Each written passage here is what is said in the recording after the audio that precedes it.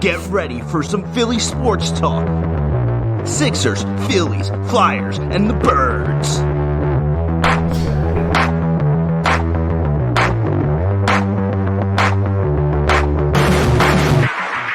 He's an ass. Give him the ball. He can make plays. Just shut up and enjoy the greatness. There's a lot done back here. And it makes you less happy, which is exactly what I want. Let's do it. 3, 2.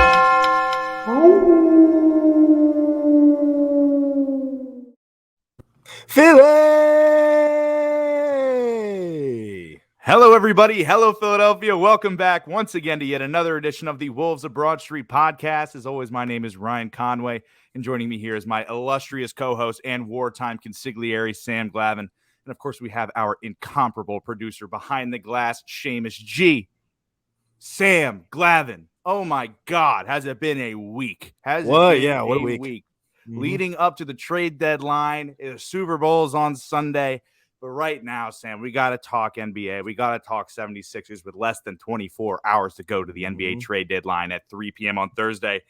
And who the hell else would we have on the show to talk 76ers the night before the trade deadline other than beat right over at Clutch Points, friend of ours over at the Liberty Line, the one, the only, the man, the myth, the unknown quantity, Kevin McCormick, at Kevin McC NBA on Twitter.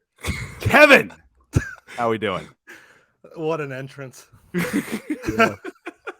I think that might be the best intro any guest has ever gotten. Yeah. Well, I appreciate that you guys have the intro video because it gave me time to think of something. I was going to sit under my desk and slowly rise up, but I thought the soft turn was a little nicer. When you popped up and your back was turned, I was like, that's kind of hard. I was like, all right, we're locked and loaded. We're ready to go. Somebody hit my pyro. Come on. When Kev's music hits, that's when you know the Sixers talk is about to get real. Yeah, it's go time. Kev, I mean, you and I have been in contact all week. We've been chatting about all of the tweets, everything going around about the Sixers right now.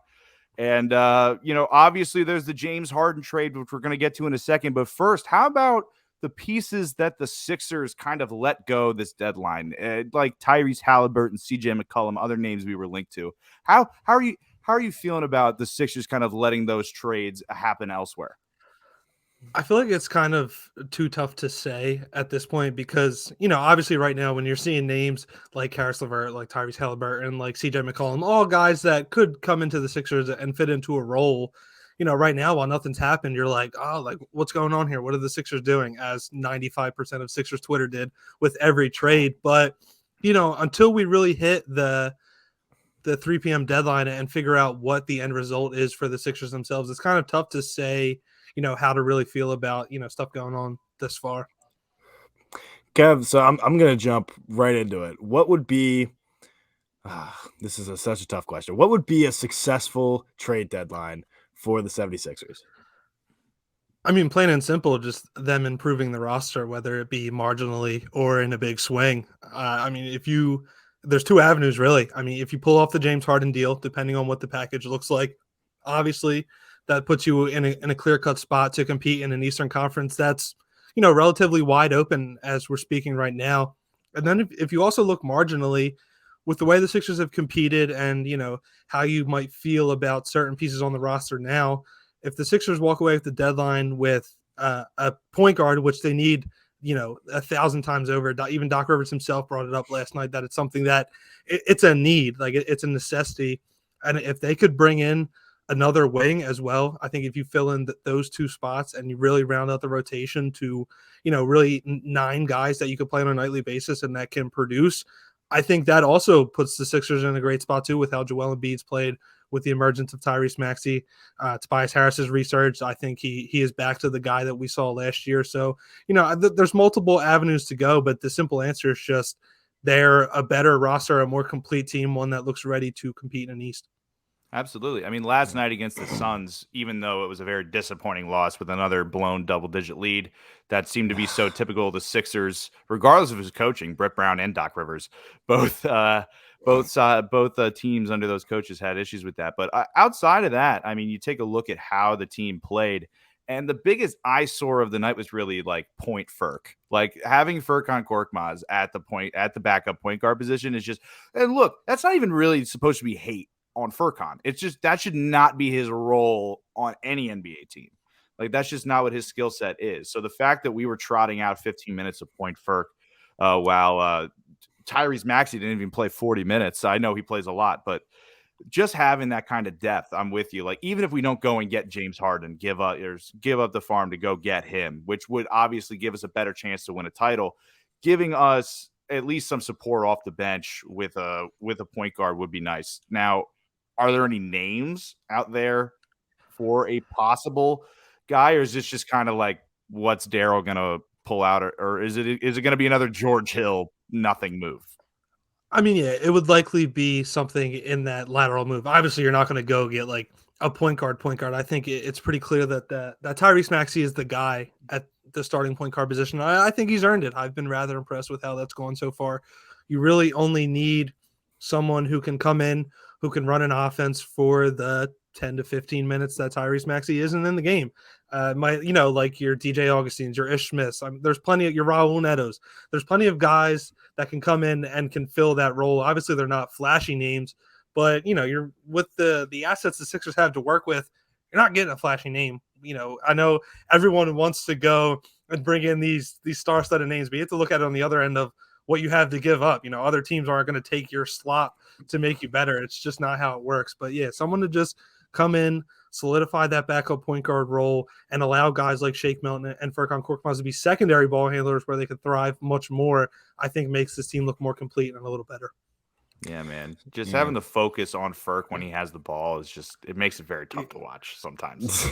And you saw lineups last night where it was like Furkan Korkmaz, Danny Green, George Niang, like Tobias Harris, and Andre Drummond. And it's like, I know people will like want to jump down Doc Rivers' throat for stuff like that, but it's like, what options does he have in reality? Who else is he going to play? I mean, exactly. Like, don't get me wrong. There's things that Doc can be blamed for at times. He's never not at fault, but at some points you have to look at just the hand he's dealt. I mean, it's just kind of, he's a victim of circumstance that he has to trot out Furkan Korkmaz at backup point guard because it's either that or Miles Powell. And no disrespect to Miles Powell either, but like, that's a G League guy. So, I mean, it's tough to yell at Doc when he's, kind of handcuffed. Yeah. In the event that no real like decent trades come about and Daryl Morey kind of just sits on his hands and does nothing like the George Hill trade, does Ben Simmons come back, and should he come back? I don't think he comes back. Okay. I honestly, to be like fully frank, I think both sides have hit the point of no return. Because here's the thing, a lot of people are talking about, the whole thing has just been, Daryl Morey, take the best package available and run with it because, just to end the Simmons saga and get the cloud away from the team's head. But the camp that I've always been in is, say, it's 2:30 the day of the deadline, and Daryl Morey takes a trade package that's been, linked in rumors for months now. Then the conversation becomes, why'd you wait so long if that's what you were going to take anyway? So I think he's kind of stuck in his way of pulling off that big move because you've waited, you've suffered this long, you've endured it this long, you might as well get something from it.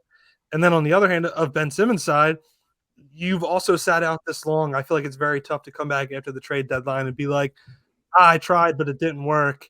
Hey, I saw you guys have to play 7-man rotations while the roster was, COVID ridden and, the 6-game losing streaks and all the times that they really could have used him, or the star-studded matchups that they could have used his defense, or they see the way that they're dogging on a nightly basis. If I'm someone in that locker room, I'm not accepting that willfully. I know they've, always said the right things on the outside, but inside internally, if I'm someone on that team and I see Ben Simmons come back and it's February 12th, Friday night against OKC, and you're like, oh, hey, I'm ready to play now. I'm not, willingly accepting that. I think that's going to cause a rift in a locker room that's actually been extremely tight knit. And I think that's gone very under the radar. Yeah. Rat behavior. Serious rat behavior. I'm trying to pull up a rat here. How do I pull up a rat? Can I just I don't know. put this rat in as an overlay? James G, can we get a rat up? I'll text you the photo right here. I'll text you the photo. It's also in branding in the Slack where all the rats are. Actually, since we're waiting, can I bring up something? Yeah, totally. Obviously. So I kind of headed this to Ryan. Sam, you're being put on the spot, dude. So, All right. like everyone else, I see the Wolves of Broad Street recap reels. If you're not seeing them, honestly, what are you doing with your life? That's step one. Step two, your rant about Matisse Thybulle. While I agree with some points, there's one instance of it that is just one of the most asinine things I've ever heard. Sure. You yelled at Matisse. I'm not going to say yell. You attempted to slander Matisse Thybulle because he, quote unquote, hasn't really improved defensively for you. You said that, correct? Yeah. Here's my thing. He's an all defense player and a top 5 perimeter defender in the league right now. How much better can he really get? Well, it's like with someone it's with going any and player. yelling at Steph Curry and saying like he could be a better 3-point shooter. Okay, What? that's a little crazy. Is it? That's not a great is comparison. A game-changing defensive talent from the moment he stepped on the floor in the NBA as a rookie, defending all-stars and shutting them down. And you're yelling at this man saying his defensive skills have stayed laterally. I'm cool with that. That wasn't my main point though. An all NBA level defender. Now I got to bring up something for you too, and I'm glad I bookmarked it too. Check this out. Shout out at bball forever on Twitter. NBA players are shooting 35% from the floor on average when guarded by Matisse Thybulle. That's the lowest mark in the NBA and the second lowest mark in almost a decade. Jesus Christ. You want that to improve? So my main concern was the offensive part of his game. That was the main thing. But I think he's improved there too. You don't think he's improved off the ball as a cutter? I don't think so. I don't have the stats in front of me, but with the absence of Ben Simmons, I think I wouldn't necessarily say better, but I think he's made strides to improve. I don't know. I just didn't think it was enough to he's a third-year player, right? And we drafted him as a guy who's has a very, very good defensive ability, right? I'm not denying his defense. I agree with you. I think he's a top 5 defensive player in the league right now. No question about it. But I feel like he's been that way since we drafted him. So like if there's no wiggle room there, then what's up? Is that a bad thing though? No, but like if I draft a guy, I want to see him get better in all facets. And he hasn't really, in my eyes. I don't know. I mean, I could agree to a point, and I also agreed with your entire take of he's not untouchable in trades, but I also bring up the counterpoint that the Sixers are kind of handcuffed to him. Why are they handcuffed to him? Because if you trade away, look at all the games that Matisse Thybulle's been out and they've played an elite perimeter talent. Look at the way DeMar DeRozan carved them up for like 43, 9, and 7 in Chicago. Look at what Luka Doncic did to the Sixers defense with Matisse Thybulle in the lineup. Look at Devin Booker last night as well. Here's your only chance of slowing down perimeter threats in a postseason where you're going to have to stop Kevin Durant, Kyrie Irving, potentially James Harden, maybe not. They could be teammates in 24 hours. Who really knows? Chris Middleton, Drew Holiday, Jimmy Butler, Kyle Lowry. The list doesn't end. And if you've looked at when the Sixers have faced teams with multiple guys who can put the ball on the floor and get to the rim, their defense has struggled greatly. And if you take away Matisse Thybulle's perimeter defense, you're talking about Danny Green being the point of attack defender against these teams. Now, really let that sink in. I'm not saying it's perfect. I mean, but we have to include somebody in this trade. Absolutely. And people might not want to hear it, but the guy is Seth Curry. Oh, Seth Curry has not gotta go. But if you're going to include Seth, exactly. If you're trading for James Harden, Seth Curry essentially becomes expendable. And I know everyone talks about how great his contract is now, but in the reality is when that contract's up at the end of next season, the Sixers likely aren't in a financial standpoint to re-sign him unless he's willing to take a team-friendly deal.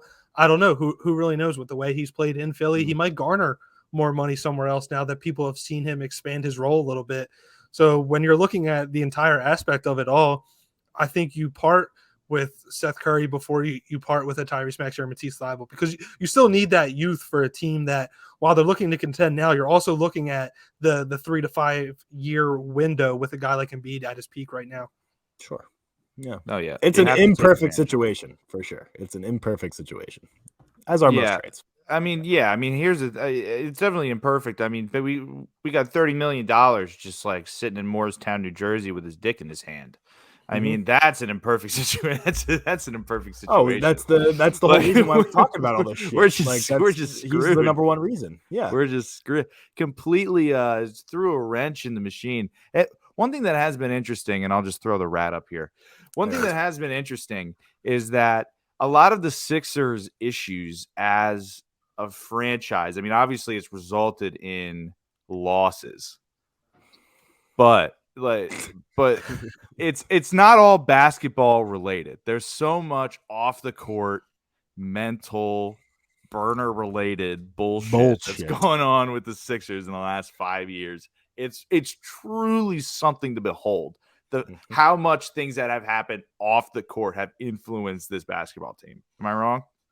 No, you're not wrong at all. I mean, if you look at some of the top 10 craziest storylines, I think in the NBA in the past, 5 to 6 years, I think the Sixers hold a vast majority of them, between the wildness that was Jahlil Okafor was like absolutely off the rails, and he was probably the most calm situation of everything. So really, I hardly even think about it as something that was like a bad thing happening. Considering when you talk about a 19-year-old prospect getting caught in fistfights outside of nightclubs at 19, that that's we could deal with that. You're already off the rails. Then you got the Fultz stuff. You had Burnergate. What was that? That was the most absurd. An executive had burner accounts and was trashing own players that he drafted and signed, and then tried to blame it on his wife. Not to mention, the team's fan base on Twitter were the ones that figured it out. None of it and then the Fultz stuff is just, I mean, what can you even say at this point? What the hell even was that? That was exactly. That may never happen again in the history of sports, but the one time it happened to the Sixers. Yeah. It's incredible that we can't had write so this many stuff. top draft picks, and we have Joel Embiid and then Tyrese Maxey, who was not a lottery pick, as the guys that are really oh my god, in the last decade that we've drafted. Counterpoint: does Joel Embiid truly becoming a generational talent make all the rest of the blunders worth it? Yes. Because here's the whole thing: was the point of the process was to grab your next pillar of your franchise, to avoid mediocrity. And now you have this guy in Joel Embiid who is truly a one-of-one talent. I mean, we've never seen another player like Joel Embiid. Who knows when we see an even close to iteration of that. So it's really tough to say that going through all of that was miserable, but to see Embiid and in the shape and the way he is now is truly remarkable. Seamus G is chiming in the chat. He said, if he gets a chip, then it's worth it. And I don't disagree with him. I don't get me wrong. I love watching Joel Embiid play basketball. If Joel Embiid isn't playing on the Sixers, I don't watch. I don't watch the Sixers if Joel Embiid doesn't play. That's how effective he is for as a casual basketball fan. You both know, basketball not my thing. But yeah. It's it's not a secret. I mean, it is very open. It's not a secret. Sam, I hate the NBA, Glavin. Yeah. I hate it. I really do. But yeah, I agree with Seamus. If he gets a chip, then it's all worth it. Is it worth it at this moment? It remains to be seen. I don't know. I agree with Seamus. If he gets a chip, fully worth it. Well, yeah. I mean, if you win a championship, I'm sure the things that came before it are okay now. That's not fully in Embiid's control. So, I mean, it is to an extent. That's true. But depending on what happens around him, it's kind of tough to say, if he gets a championship. Joel Embiid has continued to, grow his game, and he wants to, he continues to grow in every facet. He's matured. He's grown as a leader. He's literally added skills to his bag that players typically a foot shorter than him perform.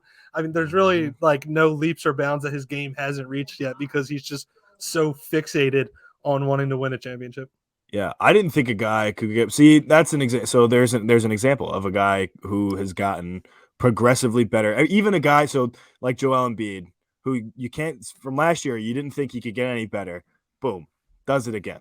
That's an example of like what I'm how talking much about, better right? he is than he was last year, and he was the runaway MVP before his knee injury.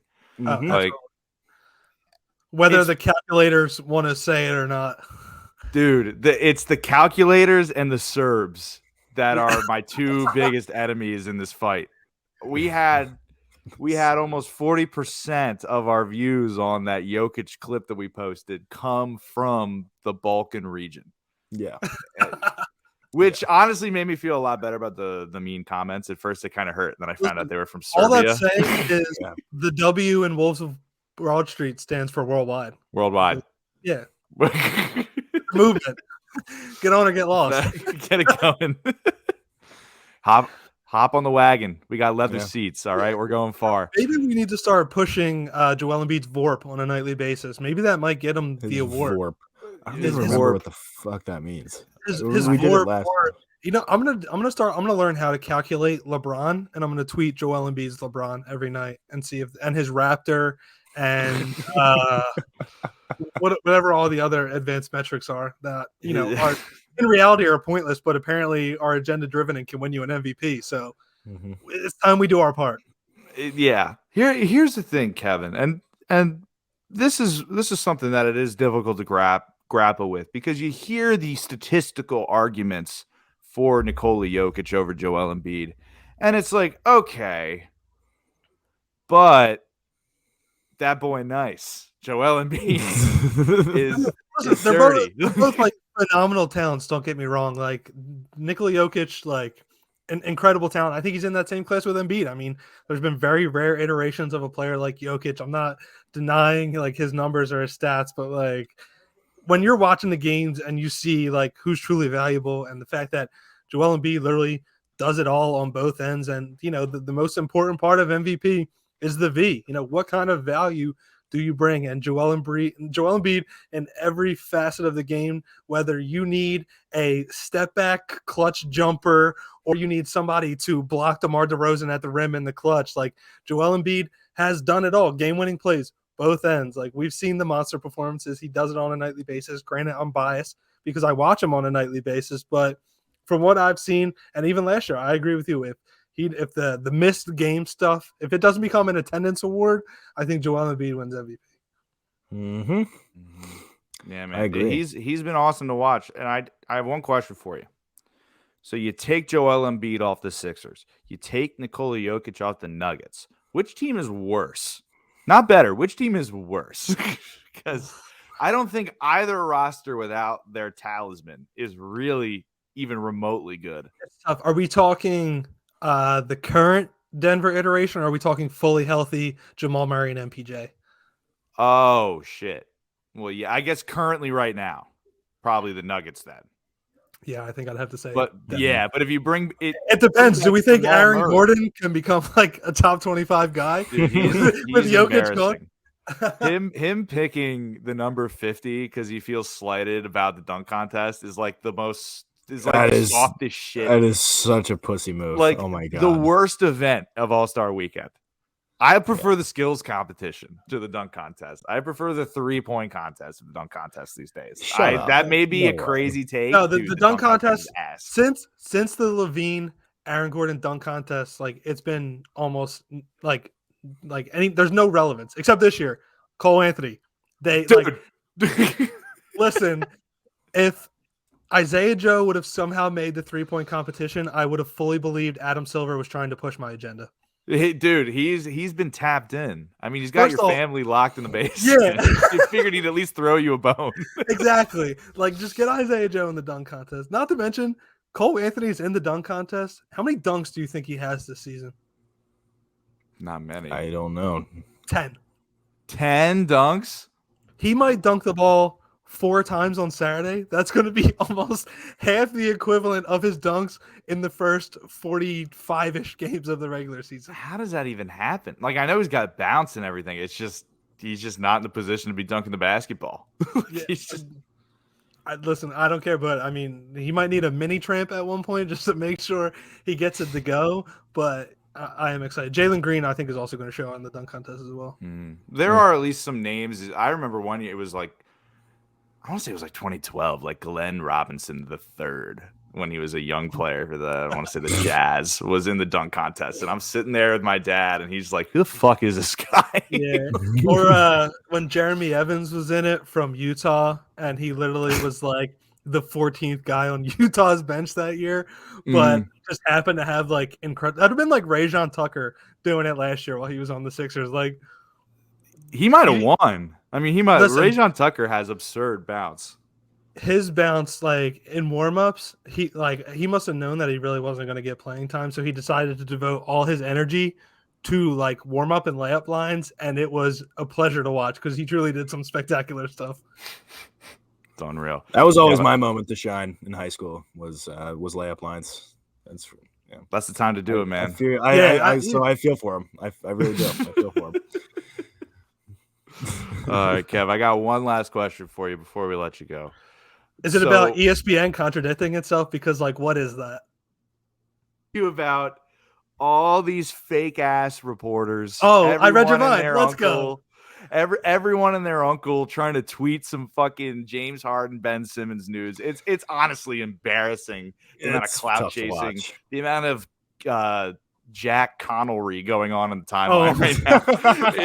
It's just simply disgusting. Supreme. That was a beautiful term. We might have to keep that going. But yeah, hold on to that one. It's rough. I think it was it was Sunday or no, I guess it was Monday night. I was on The Gambler, the top radio station in Philadelphia, with John Jansen, host of the Line Change top 3 radio show in Philadelphia right now.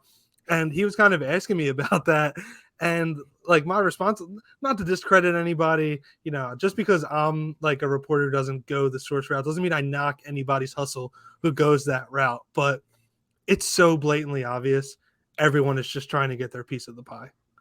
Mm-hmm. We've seen 90 million source reports about James. Even ESPN, some of the most well-connected and respected reporters in the game, Brian Windhorst, Adrian Wojnarowski, contradicted each other on television, 90 minutes apart from each other? It was crazy. Brian Windhorst went on in the morning and said we were in the deal zone, whatever that is. And that was weird. Woj came on in the afternoon and said, hey, you know what? They're not even talking. ESPN, what are you doing? Which ESPN, side is it? Like just all facets of their production and their hiring, it's just been going downhill in every sport. Really, it's just become a trash. ESPN ain't what it used to be. I mean, it's still ESPN. I mean, it's never gonna not be ESPN. But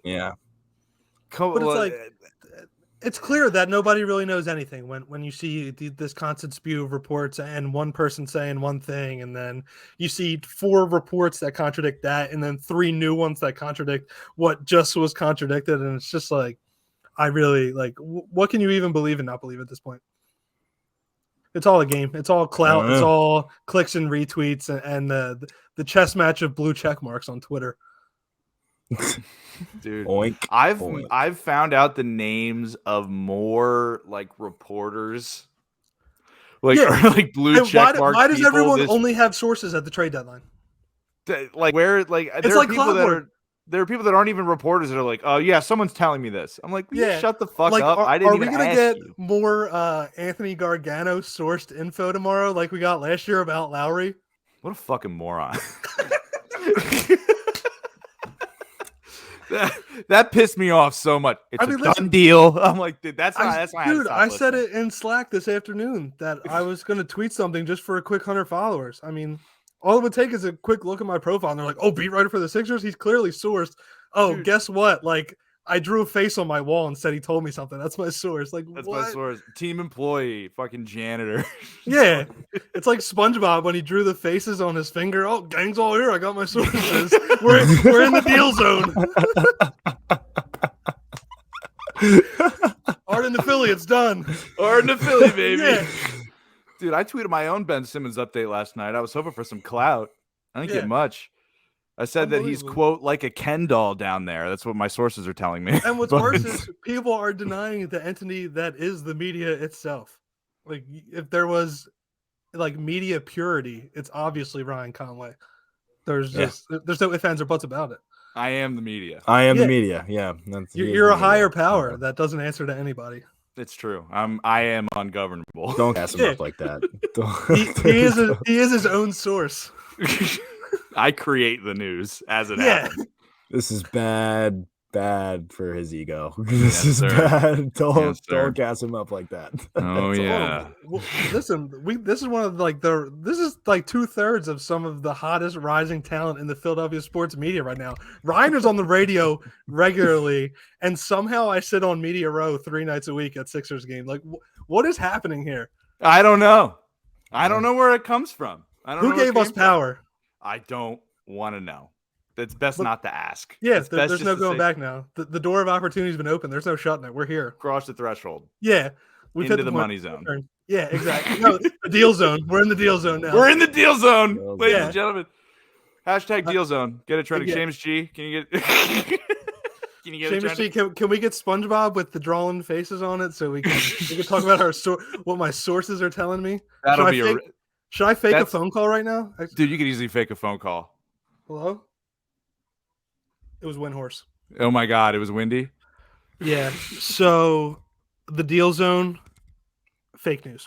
Fake news. The deal zone. Yeah. He was talking about his AutoZone membership. He got half off on some new headlights. He wasn't talking about the Harden stuff. God damn it. What are you gonna do? Apparently Simmons Get is in the zone. brand of like headlight light bulb. So he was in the deal zone for that, not Oh. Ben Simmons. Thank you. Cue it up. Sources say Ben Simmons, James Harden deal is done. They're in the deal zone. Fucking Christ. They're All at right. the 20-yard line. I love the football analogies. They're at the 40-yard line. What does Yeah. that even mean? This is right here. Gotta wait for Woj. Yeah. Gotta wait for Gotta- Woj. That's Brian what it takes. Windhorst reports Daryl Morey's going for it on 4th and 2 for James Harden. That's how close Oh the my deal is. Hurry up offense before we hit 2:30 Dude, tomorrow. It's all so just bad. utter nonsense. It is, man. Mhm. It is. Oh, well, Kevin, I wish you the best of luck in the coming Mics are on hours. fire. Hopefully, there's some news for you to write about. You can check him out over at clutchpoints.com. Writing for Clutch Points, the communists over at Clutch Yeah, Points I was no. gonna say With that's their like thumb- a little weird. with their wonderful thumbnails. Hey, I've it's just creative. been waiting for them to extend me a contract offer. I could make some thumbnails for Clutch Listen, Points. sources say I gave them your email. Yeah. Sources. Sources. Say. Sources. Sources. Yeah. Sources. All right. Kev, thanks for coming on, buddy. Hopefully something Absolutely. happens. Oh, wait, hold on. First comment. Do you think they'll end up with a deal? No. I think this deal can happen, but likely not till the summer. I was talking to the Liberty Line Slack earlier that it doesn't really make sense that Eastern Conference, like conference rivals, don't swap stars right before the playoff push. Like, although this like mega deal sounds great in hindsight and anything can happen in the NBA, stuff like this just doesn't happen in sports. Like, Yeah. people that feel like they can see each other in a conference finals don't help each other get better. So outside of it being a 3-team deal where Simmons is shipped somewhere else, Harden comes to Philly, and Brooklyn gets X, Y, and Z to fix their depth issues, I don't see a deal happening. I think this does drag on to the summer. Unfortunately, I know it's what people don't want to hear, but Yeah. I really believe that's what's going to happen. Yeah, that makes sense Yeah, based that's on true. how everything's going. Ladies and gentlemen, Kevin McCormick, thank you so much for joining the Wolves of Broad Street podcast. Follow him Absolutely. at Kevin McC NBA. Good luck and God Kevin bless. basketball. Kevin. Cheers, boys. Kevin God bless. See you, McSports. Kev.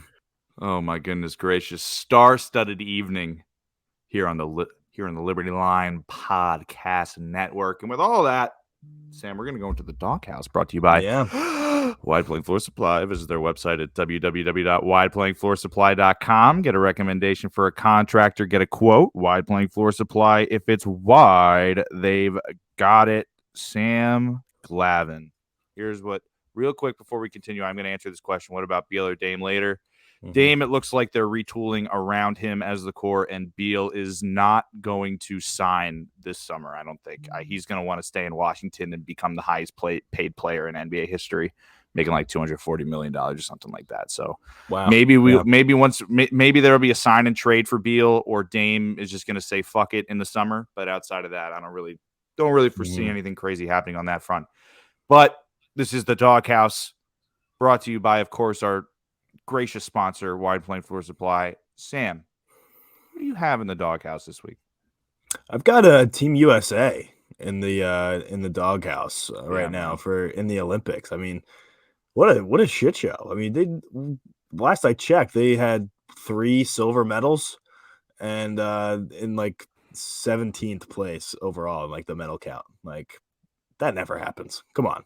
Figure it out. That's just unbelievable. We're always top 3 in every Olympics, in most events, all the events that matter, at least. And nowhere to be found. USA is nowhere to be found at the Olympics right now. We just had like the best alpine skier in the world yesterday. Major choke job. Maybe, she got hurt like a little bit there, but I think the choke kind of happened a little bit there before the injury. But yeah, Schifrin, like, come on, that was supposed to be a lock for the gold medal. I mean, it's just it's frustrating.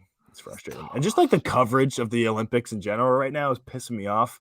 I was watching on Peacock TV yesterday, last night, the snowboard, the half pipe, and like in the middle of the replay that they were showing of the guy's run, they would throw a commercial in there. I'm like, hello. I'm watching this replay to see how many points this guy should get. Like, just horrible. Dude, I'm not watching the fucking Olympics this year.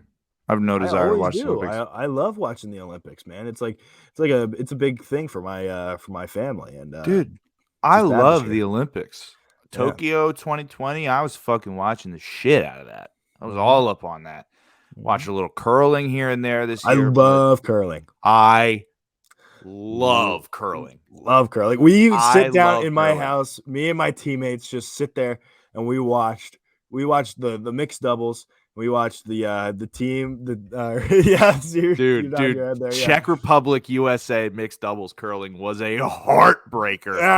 That was horrible news. But I did I felt happy for you that the Italians took the gold, which is never have they like ever even been close. No, I didn't even know they had a curling team. I didn't know either until this year. Fuck yeah, baby.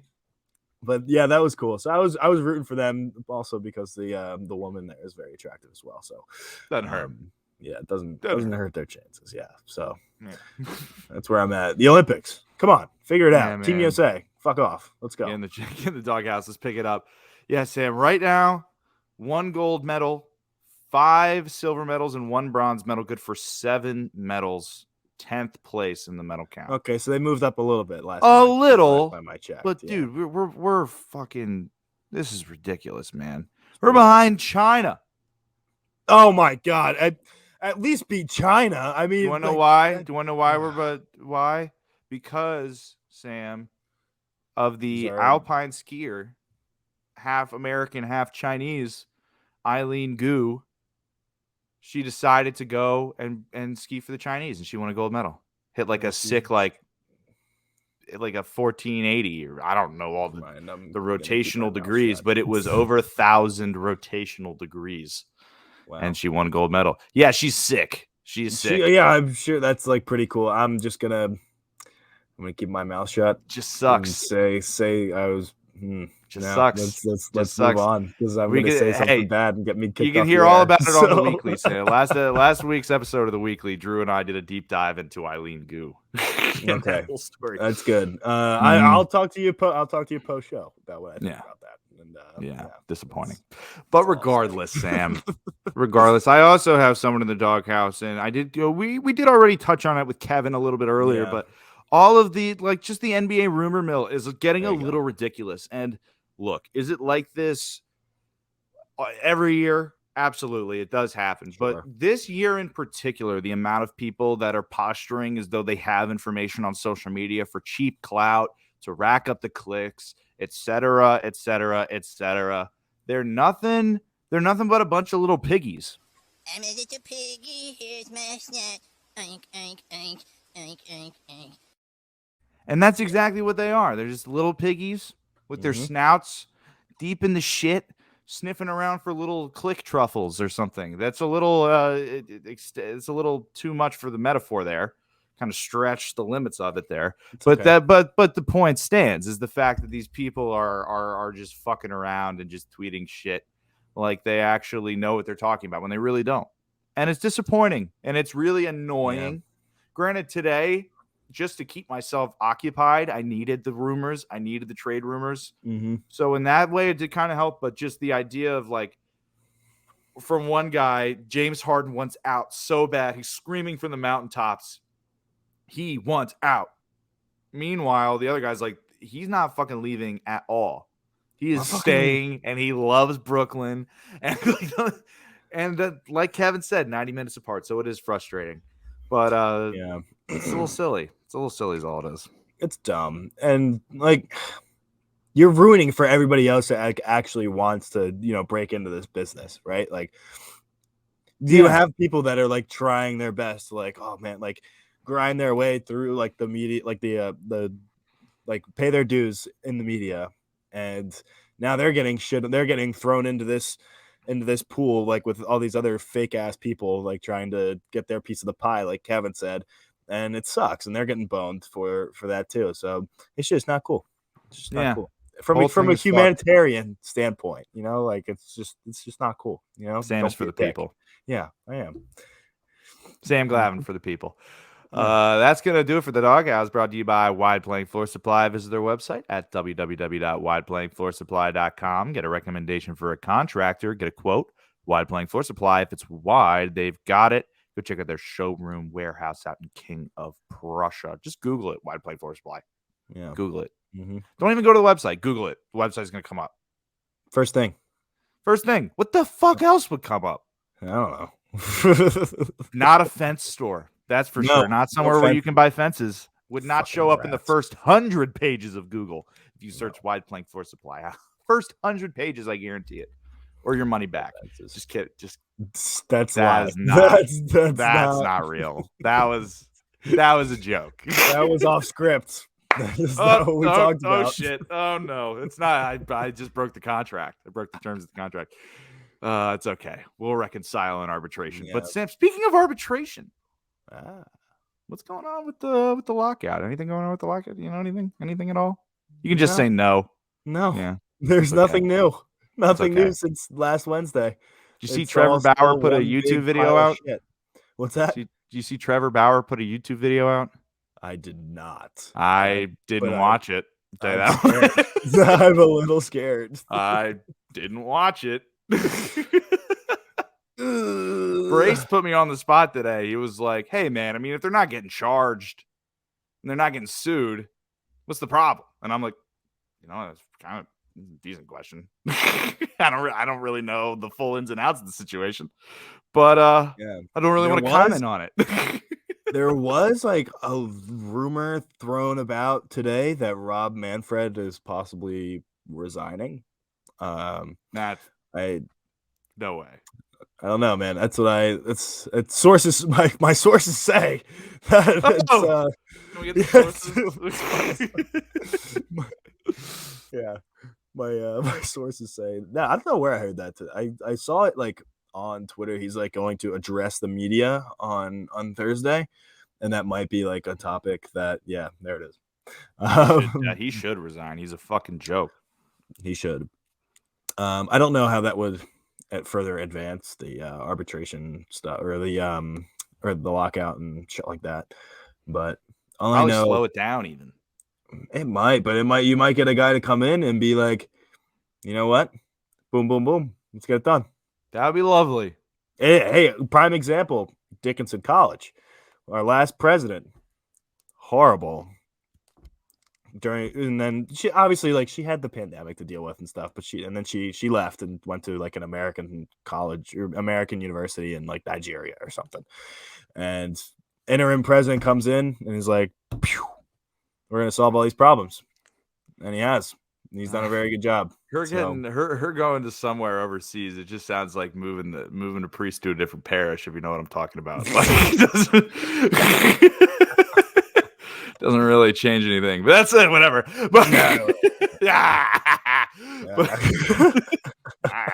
But yeah, man. Hopefully, I mean, hey, let's get him out of there.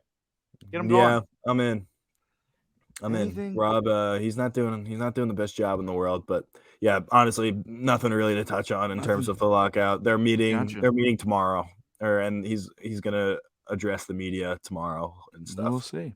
We will see. I hope they rip him to shreds. I really do. I think they will, but I don't know. Well, I don't know, man. After what happened to Ken Rosenthal getting fired from MLB Network, I don't know what the fuck's gonna happen. I don't know if that's true. Stones anymore. Yeah, I forgot. It's that was a disappointing thing to have happen. Can't believe that happened at all. Dude. Literally, that's like the government like firing a reporter, like firing a reporter that like said something bad about the government. It's like the exact same thing. It's whack, to say the least. Now, what else is whack, Sam? Over on the Eagles side of things, over on that side of the sports complex down in South Philly, Jonathan Gannon will not be the next head coach of the Houston Texans. That's going to go to defensive coordinator, former Super Bowl appearance guy, had Keenan Wynn, but he went there, lost to Peyton Manning. But that's all well and good. Lovie Smith is taking over, so it looks like Jonathan Gannon is going to be here in Philadelphia for another season, and that's fine. Like, and to address like all those people that were like shitting on our faces, like for saying that we wouldn't hate to see Jonathan Gannon get the thing. I don't care. Like he comes back. We get a couple defensive players in the draft. Like, I want to see what he does with actual defensive talent. Fine. Yeah. Whatever. I don't give a shit. Whatever. We never called for his job. No. Never once said fire this guy. We said he had to figure it out. Yeah. We said he had to find some adjustments that work. He did sometimes, and then he didn't. And then we went, oh, cool. He might go be head coach somewhere else, so we're going to have to find somebody else. I never wanted this man jobless. No. Never wanted him jobless. No. So, honestly, it's good that we have continuity on the coaching staff. We'll have him back another year. We got everybody coming back, at least from a coaching staff perspective, that I think. But we also did lose a couple, not key guys in the front office, but guys that we've grown over the years into decent executives are going throughout the league now.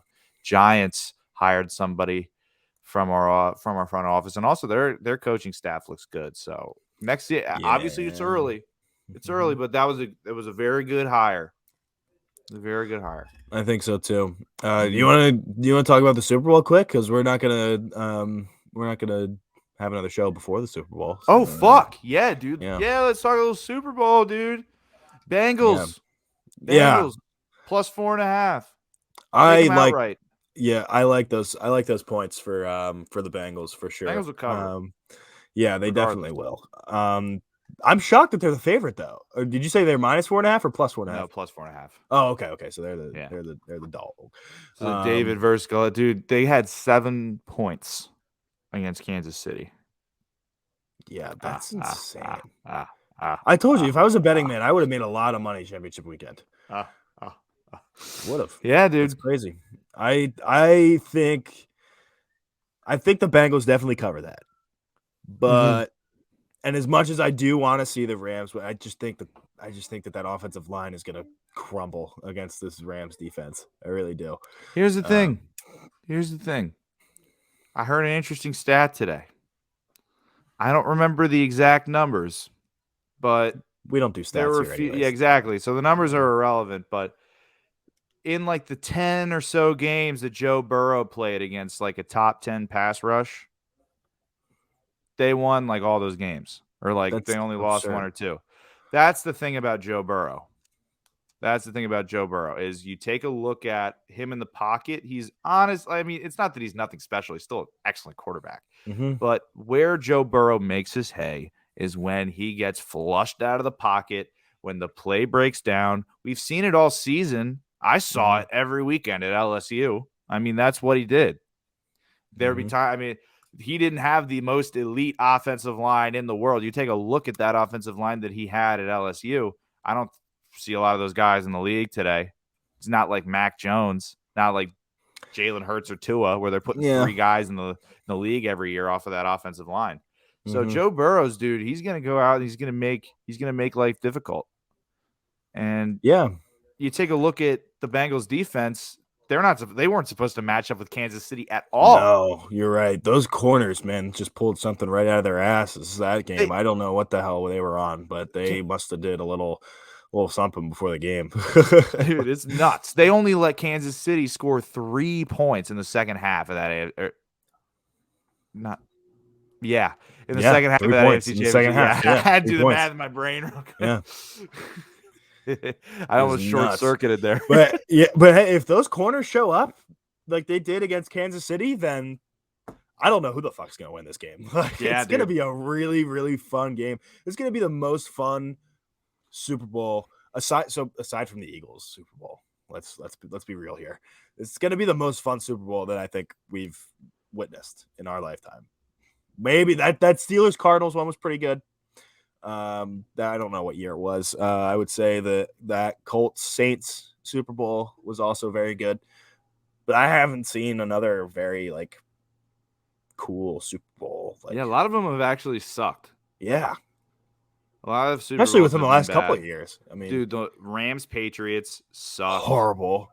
Broncos Panthers sucked. That sucked. Seahawks and Broncos sucked. Seahawks Broncos. That's who it was. That where they won 42-6. That sucked back in 2013. It was horrible. It was horrible. But Seamus G, I see you say Brady does not make them boring. I don't know. How the fuck does he? One of the 25-point comeback, that Super Bowl against. Don't fucking shrug like that. Don't shrug like you have a point. I think what he means is that him being in lots of different Super Bowls has taken away from his enjoyment of the Super Bowl. Well, then seeing him that's go out.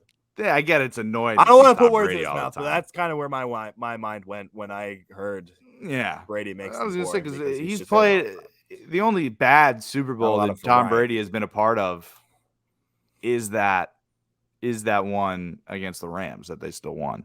Yeah, all the other ones. I mean, I guess that Buccaneers one wasn't very fun, but that was just more because Kansas City's offensive line was, they were done. I still can't believe that. Yeah. Yeah, they were all backups at that point, right? Yeah, they didn't have their starting left tackle or their starting right tackle, and everyone went, Patrick Mahomes is washed. Yeah. And I was just like, what are you talking about? This fucking morons. Patrick Mahomes is washed. Shut the fuck up. Clean the oatmeal off your fucking shirt and watch a fucking football game. You fucking degenerate. All right. All right. Seamus G, do you have anything for us on the Flyers? Any stick talk this week? Of course. Excellent. Come on now. Who do you think you are? I am. Man. But Sam did say my point pretty well. I think that Tom Brady being in the Super Bowl, all those, especially going to a school in New England for a little bit, it's just, it was Tom Brady. I was just like, all right, I don't even want to watch anymore. I get that, bro. It's a personal thing. It's not like the actual games were bad. It was a personal. Okay, that is the most valid argument of arguments made on the podcast tonight. I appreciate it. I don't know. Kev was coming with some good points, man. Kev a bitch.